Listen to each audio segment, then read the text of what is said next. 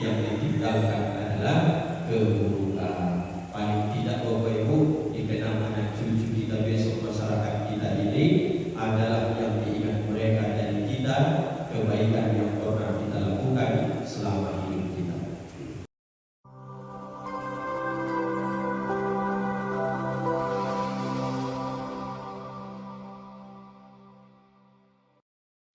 Bismillahirrahmanirrahim. Assalamualaikum warahmatullahi wabarakatuh. Alhamdulillahilladzi nahmaduka ya man awdahta lana subulal hidayah wa ajabta an basairina bishawatal riwayah wa nusalli wa nusallimu ala man arsaltahu syahidan wa mubasysyiran wa nadhira wa da'iyan ila Allahi bi iznihi wa sirajan munira. Bapak-bapak, ibu-ibu, hadirin wal hadirat, para orang tua kami yang sangat kami hormati dan kami muliakan, semoga kita semua istiqomah dalam ketaatan kepada Allah dan Rasul-Nya sampai akhir hayat kita. Kita tutup kehidupan ini dengan husnul khatimah. Amin ya rabbal alamin. Apa kabar Bapak Ibu, subuh ini semua sehat? Sehat, alhamdulillah. Kita lanjutkan kajian hadis kita Bapak Ibu pada subuh yang mulia ini. Hadis yang diriwayatkan oleh Abi Umamah, yang diriwayatkan juga oleh Imam Al-Hakim. Hadis ini Bapak Ibu asbabul wurudnya, ini salah satu hadis yang disampaikan Nabi detik-detik menjelang, kalau kita mengingat sejarah, ada yang disebut dengan haji wada ataupun haji perpisahan kalau bahasa kita ya. Jadi di situ ada beberapa pesan yang disampaikan Nabi. Salah satunya hadis yang akan kita baca inilah Bapak Ibu. Kalau di Al-Quran disebut dengan asbabun nuzul, sebab-sebab turun ayat. Kalau di hadis asbabul wurud, ada sebab-sebab kejadian, maka kemudian Nabi memberikan sebuah pengajaran kepada kita, termasuklah hadis ini Bapak Ibu. Kita baca dan mohon sama Allah diberi kita nanti pemahaman. Setelah kita dapat memahami dengan baik, kita amalkan dalam kehidupan kita. Kalau bisa kita ajarkan kebaikan ini kepada orang lain. Karena Bapak Ibu, yang paling banyak dia mendapatkan kebaikan di dunia ini adalah mandalla ala khairin walahu mislu ajri fa'ilihi. Orang yang setelah dapat ilmu ini dia ajarkan ke orang. Sama dengan kata Nabi, dalla itu menunjukkan. Dia tunjukkan orang melakukan kebaikan sehingga orang ini mengikuti kebaikan itu. Mulai kita hidup sampai nanti kita meninggal Bapak Ibu, selama orang masih melakukan kebaikan yang pernah kita tunjuk ajarkan, itu akan terus mengalirkan pahala kepada kita Bapak Ibu. Jadi dalam hidup ini pandai-pandailah. Amal jariah ada, dosa jariah juga ada. Kalau dosa jariah yang ditinggal, dosalah yang mengalir. Kebaikan yang pernah ditunjuk ajarkan, kebaikan pahala pula lah yang mengalir. Pandai-pandai, kalau bahasa kami orang bedanya, pandai-pandailah meniti buih biar sampai katanya ketekian. Apa artinya? Pandailah meniti hidup, jangan sampai orang mati yang ditinggalkan adalah keburukan. Paling tidak Bapak Ibu, dikenang anak cucu kita besok, masyarakat kita ini adalah yang diingat mereka dari kita, kebaikan yang pernah kita lakukan selama hidup kita. Bismillahirrahmanirrahim. An Abi Umamah, dari Abi Umamah, qala Nabi sallallahu alaihi wasallam, telah bersabda Rasulullah sallallahu alaihi wasallam, ittaqullaha, bertakwalah kepada Allah, wa sallu khamsakum, dan tunaikanlah salat yang 5 waktu, wa sumu syahrakum, dan berpuasalah kamu di bulan Ramadan, wa addu zakata amwalikum thayyibatan biha anfusukum, dan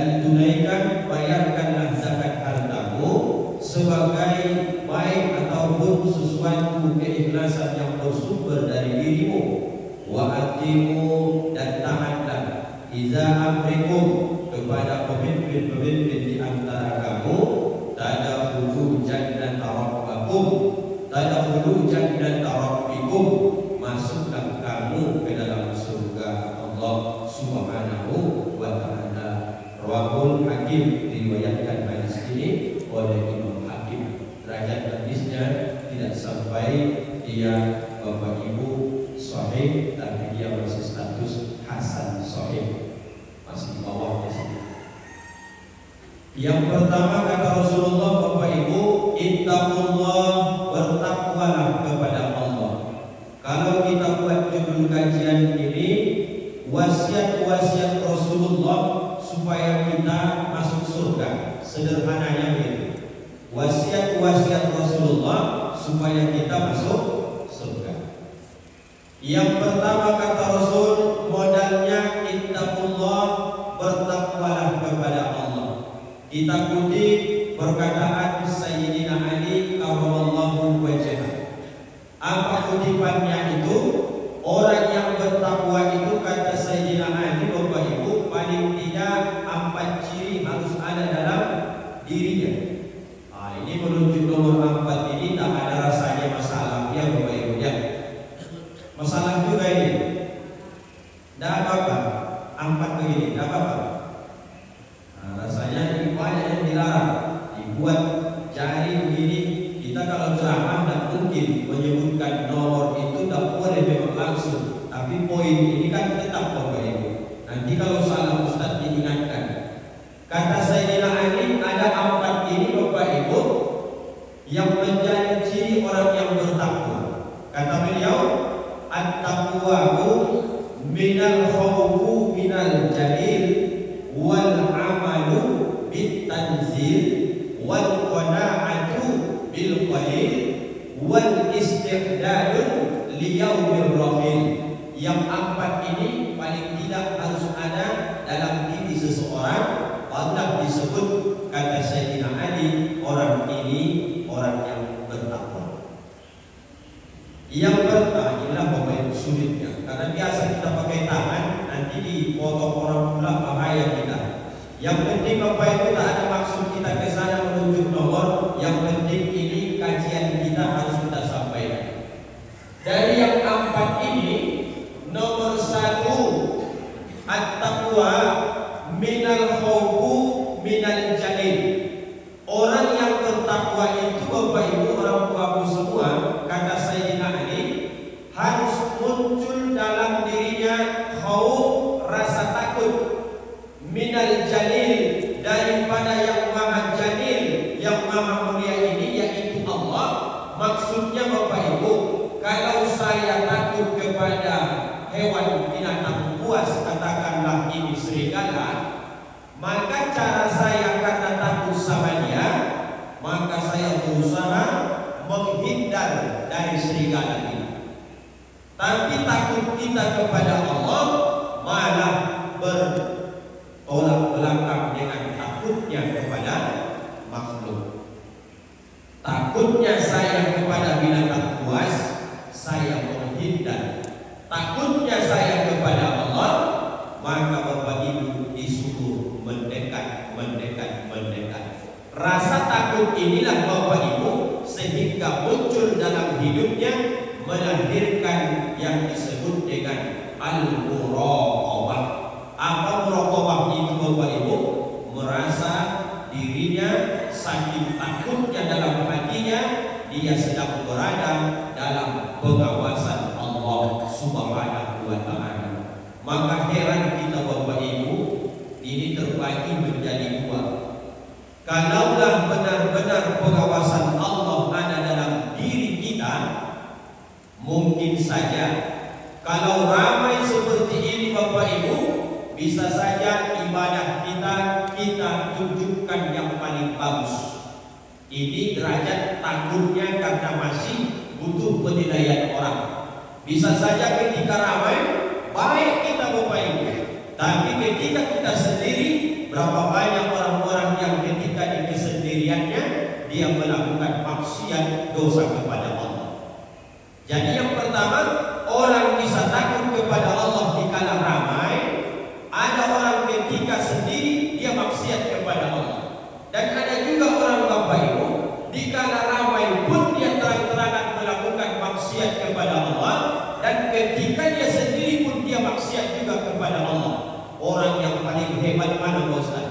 dia tidak terlalu menampakkan di keramaian rasa takutnya kepada Allah, tapi dia sering menangis dikala sendiri karena takutnya kepada Allah Subhanahu wa Ta'ala.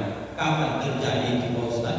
Tentu guru-guru kita yang sudah tawadhu suruh, tentu guru-guru kita yang sudah sering bangun dengan malam, ketika mereka tahajud, ketika zikir, ribuan sudah mereka zikirkan, menetes air mata. Apa maknanya itu?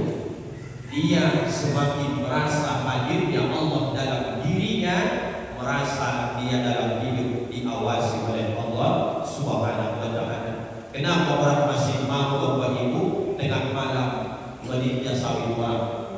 Apa yang hilang dari dirinya? Rasa takut dan merasa pengawasan Allah Ta'ala. Ini kan tengah malam dan nampak Allah Ta'ala. Kenapa ada orang mau bermaksiat ketika dia kalah sendiri? Jelas-jelas dia terasa bahwa Allah hadir dalam hidupnya. Maka kata Sayyidina Ali, at-taqwa minal khawfu minal jahil. Hadirkan dulu rasa takutmu kepada Allah, sehingga rasa takut ini muncullah pengawasan CCTV dari Allah. Kalau sudah diawasi Allah, hadir dalam hidup, jangankan Bapak Ibu maksiat zahir, maksiat batin pun takkan berani kita Bapak Ibu melakukan. Ini yang pertama ini Bapak Ibu butuh latihan yang cukup lama Bapak Ibu. Kenapa ada orang berani melakukan dosa yang hilang dari dirinya rasa takut kepada Allah? Kenapa hilang rasa takut itu? Karena dia merasa tidak ada hadir pengawasan Allah dalam hidupnya. Jadi kalau kita Bapak Ibu habis sholat subuh nanti muncul maksiat batin. Apa maksiat batin ini? Riya, sum'ah, hasad, takabur. Hasad itu dengki, takabur itu sombong. Artinya muncullah sifat-sifat dalam hati batin ini maksiat. Langsung lebur dia dengan astagfirullah. Allah tahu ini yang nyata, dia nampak nyata, tahu dia yang batin, yang tersimpan pun tahu Allah Subhanahu wa Ta'ala. Bapak Ibu tidak tahu apa yang tersimpan di hati saya sampai detik ini Bapak Ibu. Tapi yakinlah Bapak Ibu, Allah tahu persis apa yang ada dalam hati Ustaz Abdul kepada suatu ibu. Kita Bapak Ibu tidak tahu. Maka ini nomor satu ya, harus betul-betul Bapak Ibu keluarkan dari diri kita ini bahwa kita sebenarnya dalam pengawasan Allah, kita tidak diawasi oleh manusia. Maka muncul yang disebut dengan sifat muraqabah, merasa diawasi Allah Subhanahu wa Ta'ala. Kalau sudah diawasi, maka kemudian muncul kehati-hatian dalam kehidupan ini. Ya Allah, aku hidup hari ini. Kemana aku hari ini?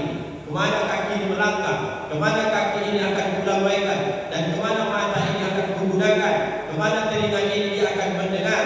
Kemana badan ini akan kupakai? Mungkin hari ini inilah hari terakhirku di dunia ini. Selalulah dia merasa bahwa dirinya dalam pengawasan Allah Subhanahu wa Ta'ala. Ini Bapak Ibu harus ditanamkan dalam diri kita masing-masing. Ittaqullah, bertakwalah kepada Allah. At-taqwa minal khawfu minal zalil wal amalu bitanzil. Nomor 2 kata Sayyidina Ali, beramal bitanzil sesuai yang telah diwahyukan kepada Rasulullah. Bapak Ibu, sering disampaikan bahwa kita ini dalam hidup tak sama pendidikan dan takdir Allah berikan kepada kita.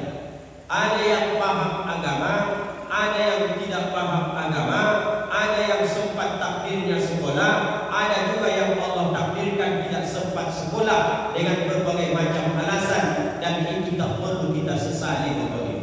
Lalu maksudnya gimana Pak Ustaz? Kalau sampai ada orang di hari tuanya atau setelah dia bertaubat, beramal rajinnya minta ampun Bapak Ibu, ke masjid rajinnya alhamdulillah, puasa Senin Kamisnya alhamdulillah, infak sedekahnya pun alhamdulillah.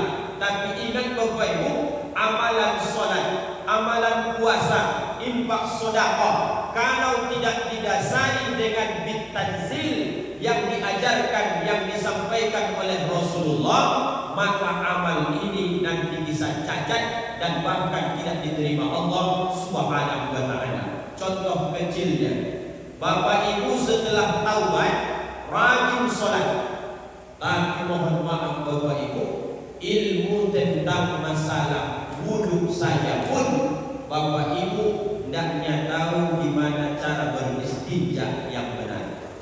Hendaknya tahu dia mana yang disebut dengan rukun wudhu, mana syarat wudhu, mana sunnah wudhu. Yang penting bagi dia, sekarang aku belajar menjadi orang yang taat Pak Ustaz. Wudhu orang, wudhu saya. Kumur-kumur orang, kumur-kumur saya. Hendaknya tahu dia mana rukun, mana yang wajib itu. Maka orang wudhu, dia wudhu. Orang sholat, dia sholat.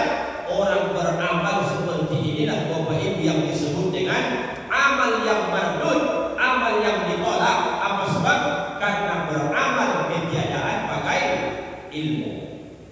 Maka mohon maaf Bapak Ibu, di hari tua kita ini ada majelis ilmu hari ini. Ada nanti majelis ilmu yang di pikiran kita Bapak Ibu, sempatkanlah untuk hadir. Wajib untuk kita sampai kita meninggal menuntut ilmu, tapi mendapatkan ilmu ini tidak ada kewajiban Bapak Ibu yang dimuliakan Allah. Jadi datang saja, dengarkan, dapat tak dapat itu bukan urusan kita. Apa sebab? Karena menuntut ilmunya wajib, mendapat ilmunya itu adalah hak Allah Subhanahu wa taala. Jadi Bapak Ibu yang dikhawatirkan begitu, lama dia beramal puluhan tahun, tapi nanti pahala solatnya tak ada. Kenapa tak dihitung pahala solatku ini ya Allah? Maka dinampakkan catatannya. Bagaimana solatmu bisa kuterima kata Allah? Istinjaku saja tak bersih. Bagaimana bisa kuterima solatmu? Wuduku saja, membasuh wajah pun tidak sempurna. Bagaimana bisa kuterima solatmu? Sementara rukun wudu pun kau tak paham. Kira-kira bandingannya begitulah Bapak Ibu. Karena pentingnya wal amalu bitanzil. Banyak orang yang beramal kalau tidak sesuai dengan apa yang diajarkan oleh Rasul yang diturunkan Allah kepadanya, maka itu juga berefek dia pun beramal tapi tidak diterima oleh Allah. Jadi inilah Bapak Ibu sarananya sekolah kita. Kajian hadisnya sudah ada, kajian fikihnya dibuat lagi sama pengurus lagi, kajian akhlaknya dibuat, kajian tauhidnya dibuat, sehingga inilah sekolah kita bisa kita cerdas dalam beramal supaya jangan letih beramal nanti sia-sia di hadapan Allah Subhanahu wa taala. Puasa pun demikian Bapak Ibu. Nanti menjelang bulan 3 kita akan naikkan semua, keluarkan semua dalil-dalil tentang puasa. Bagaimana disebut dengan syarat puasa, syarat wajib puasa, bagaimana dengan rukun puasa, sunnah-sunnah puasa. Harus ada ilmu itu Bapak Ibu. Kalau tidak ada itu, nanti kita beramal hanya ikut-ikutan saja. Inilah yang berbahaya. Wa kullu man bi ghairi ilmi ya'malu a'maluhu mardudatun la tuqbalu. Itu dalam fikih. Wa kullu man bi ghairi ilmi. Berapa banyak orang-orang yang beramal di ghairi ilmi, tapi dia beramal tidak ada ilmunya. Mardudatun la tuqbalu. Amal yang dilakukan tapi tidak ada ilmunya, mardud ditolak. La tuqbalu, tidak akan diterima Allah. Maksud perkataan itu Bapak Ibu, jangan malas untuk belajar. Kalaupun hari ini tak pandai contohnya baca Quran dengan fasih, tapi selama Bapak Ibu ada keinginan terus belajar, dimaafkan Allahnya cara baca Quran kita hari ini. Tapi ada orang-orang yang sudah tahu dia tak pandai baca Quran, bertahan dia dalam kebodohannya. Orang inilah yang akan besok tidak akan dihitung amalnya. Jadi tidak usah bersedih Bapak Ibu. Aku tak paham ilmu solat Pak Ustaz, belajar saja. Tak dapat Pak Ustaz, tak apa-apa. Penting belajar. Yang dinilai Allah adalah sesuai batas kemampuanmu dalam beramal. Yang penting kau terus menuntut ilmu. Nah, inilah Bapak Ibu harus kita ingatkan sedikit. Mudah-mudahan nanti ingat kita bersama-sama ini bahwa pentingnya ilmu dalam beramal. At-taqwa minal khawfu minal jalil wal amalu bit tanzil wal qana'atu bil qalil. Orang bertakwa itu kata Sayyidina Ali karramallahu wajhahu, wal qanaatu, sifat qanaah, merasa cukup, bil qalil, dengan yang sedikit. Jadi orang bertakwa ini Bapak Ibu, kalau mau nampak Bapak Ibu ciri-cirinya dalam diri kita, mudah kita merasa cukup dengan yang sedikit.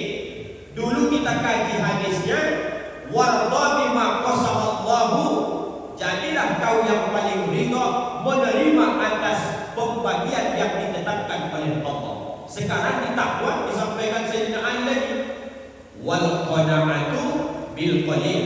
Qanaah sifat menerima hati, bil qalil dengan yang sedikit. Maksudnya Sayyidina Ali sedang mengajarkan bahwa sifat qanaah inilah Bapak Ibu yang bisa mencukupkan biarpun itu sedikit. Makna qanaah di situ bisa kita artikan Bapak Ibu, sedikit pun yang dikasih Allah sama kita, kalau kita syukuri sudah cukupnya itu sebenarnya Bapak Ibu. Tapi banyak pun yang diberikan Allah, selalu kita tak punya rasa syukur. Itulah yang disebut dengan sifat tamak, rakus, semua mau diambil dalam kehidupan ini. Dan ini tidak akan berhenti berkesudahan kecuali orang yang punya sifat qanaah. Jadi Bapak Ibu, timbangan hadisnya itu kalau dipikir-pikir, supaya ingat kita, bagaimana supaya hidupku senang, apa resepnya? Apa resep yang ketiga dan keempat? Kalau perkara dunia dalam hadis Nabi, kau pandang orang yang berada di bawahmu, maka kau akan bahagia. Resep keempat, pandang masalah akhirat ini, orang yang ada di atasmu, pasti kau bahagia. Coba implementasikan yang dua ini Bapak Ibu. Masalah dunia, tengok yang di bawah kita, pasti kita bahagia. Muncullah sifat qanaah. Ya Allah, hari ini aku mikirkan kredit Hondaku, padahal aku jumpa dengan orang, jangankan masalah kredit yang bening, makan hari-harinya payah di dunia ini. Muncul sifat syukur qanaah dalam hati Allah.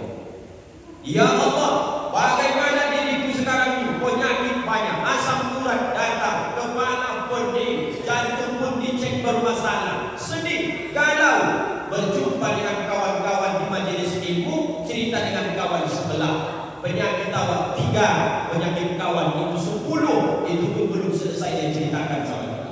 Apa maksudnya Bapak Ibu? Masalah dunia, sudahlah kau cari orang yang lebih susah darimu, pasti karena kau bersyukur, senanglah dalam kehidupan. Masalah akhirat, tengok di atas kita, sama umur kami, sama jadwal pensiunnya, sama merantau Bojong Batu. Kenapa dia tua, mampu dia sholat berjamaah ke masjid, aku kenapa tak mampu? Sama umur kami, dia bisa puasa Senin Kamis, aku kenapa tak bisa? Sama usia kami, hanya beda bulan saja, kenapa dia mampu baca Quran khatam sekali 2 bulan, aku jangankan sekali 2 bulan, sekali setahun pun aku tak mampu. Masalah akhirat, tengok orang yang di atasmu. Masalah dunia, tengok orang yang di bawahmu. Maka muncul sifat qanaah, merasa cukup dalam hati. Itulah yang disebut dengan rasa syukur kepada Allah Subhanahu wa ta'ala. Jadi supaya senang hidup ini, sekali lagi Bapak Ibu, itu saja resep yang ada Nabi ya. Masalah dunia, tengok orang yang di bawah kita.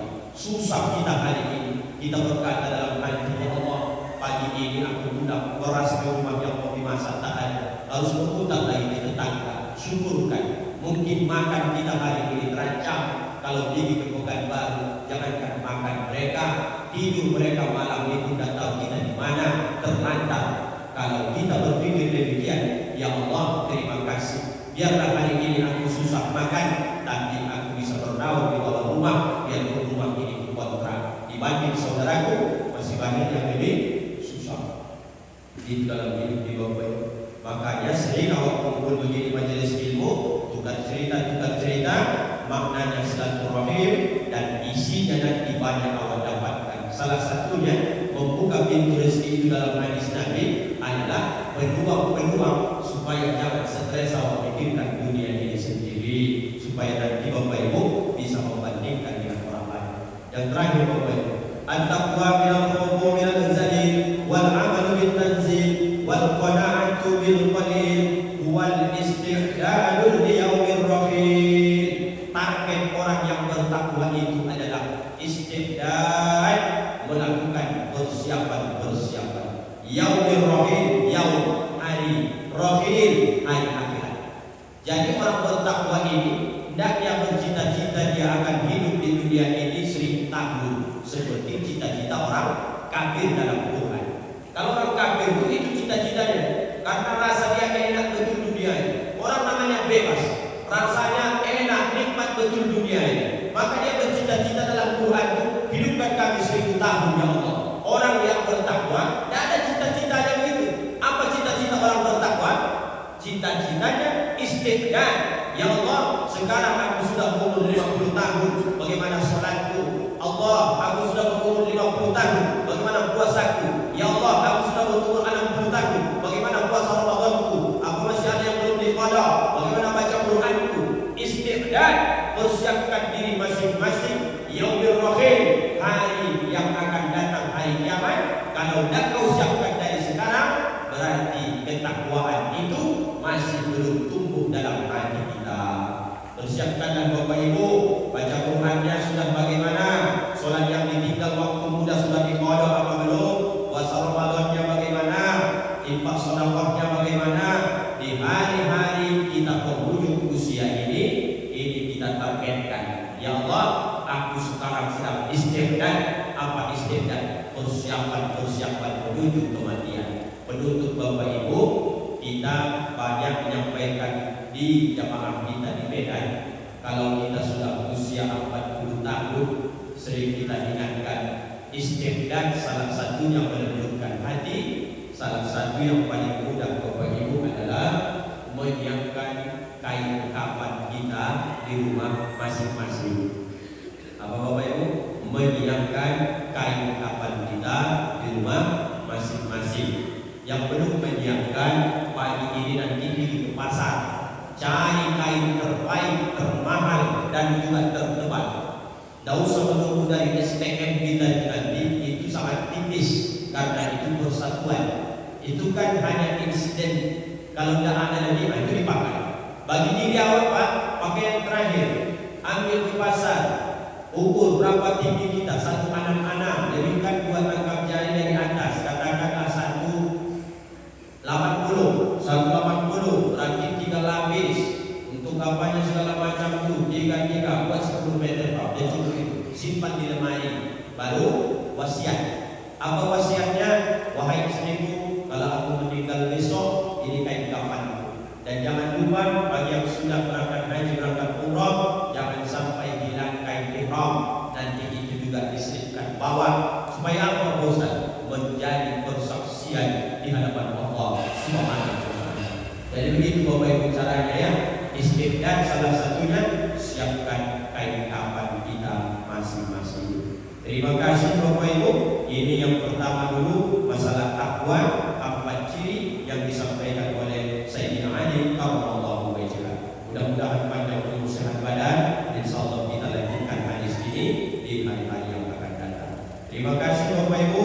Kesalahan kehidupan pasti ada, kebodohan kami, keterbatasan ilmu, banyak kesalahan. Tolong Bapak Ibu maafkan kami dunia dan akhirat. Maaf Bapak Ibu. Alhamdulillahirabbil alamin. Kita tutup dengan doa kafaratul majelis. Subhanakallahumma wa bihamdika, asyhadu an la ilaha illa anta, astaghfiruka wa atubu ilaik. Assalamualaikum warahmatullahi